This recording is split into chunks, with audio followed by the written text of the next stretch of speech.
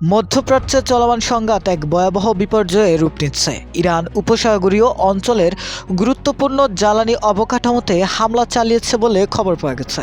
এর মধ্যে কাতার সরকার ঘোষণা দিয়েছে তারা সাময়িকভাবে এলএনজি গ্যাস উৎপাদন স্থগিত করেছে।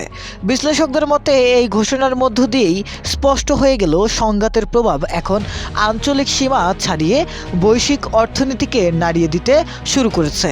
কাতার বিশ্বের অন্যতম বৃহৎ এলএনজি গ্যাস রপ্তানিকারক দেশ।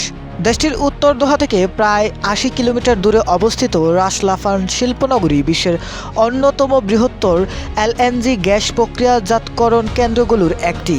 এই স্থাপনাই কাতারের অর্থনীতির প্রাণকেন্দ্র। এখান থেকে উৎপাদন ও রপ্তানি বন্ধ হয়ে যাওয়া মানে শুধু কাতারের অর্থনীতিতে ধাক্কা নয়, বরং আন্তর্জাতিক জ্বালানি সরবরাহ ব্যবস্থায় বড় ধরনের অস্থিরতা সৃষ্টি হওয়া।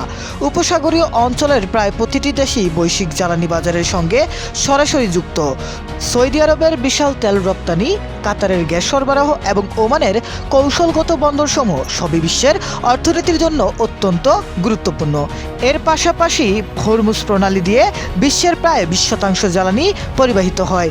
এই গুরুত্বপূর্ণ নৌপথ যদি হুমকির মুখে পড়ে তাহলে বিশ্বজুড়ে জ্বালানির দাম ঊর্ধ্বমুখী হওয়া এখন সময়ের ব্যাপার মাত্র।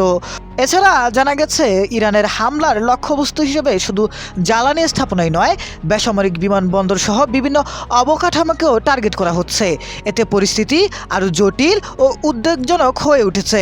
বিশ্লেষকদের মতে ইরান আগেই ইঙ্গিত দিয়েছিল তাদের উপর আঘাত এলে পুরো অঞ্চলকে সংঘাতে জড়িয়ে ফেলা হবে।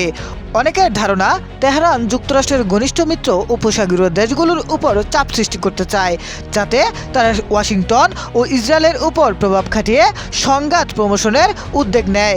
আবার অনেকে এটিকে সরাসরি প্রতিশোধমূলক পদক্ষেপ হিসেবেও দেখছেন।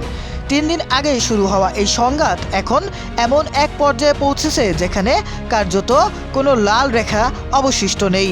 পরিস্থিতি দ্রুত বদলাচ্ছে এবং এর প্রভাবে কেবল যুদ্ধক্ষেত্রেই সীমাবদ্ধ থাকছে না, বিশ্বজুড়ে সাধারণ মানুষের দৈনন্দিন জীবনেও এর প্রভাব পড়তে শুরু করেছে। গাড়ির জ্বালানির দাম, গ্যাস, বিদ্যুৎ বিল কিংবা পণ্যের বাজার মূল্য সব ক্ষেত্রেই চাপ বাড়ার আশঙ্কা রয়েছে।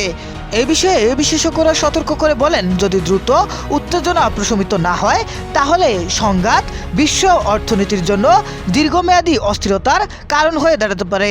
মধ্যপ্রাচ্যের এই অগ্নিগর্ভ পরিস্থিতি এখন গোটা বিশ্বের নজর কাটছে। আলামিন, নিউজ ডেস্ক, সে অলওয়েজ ট্রুথ।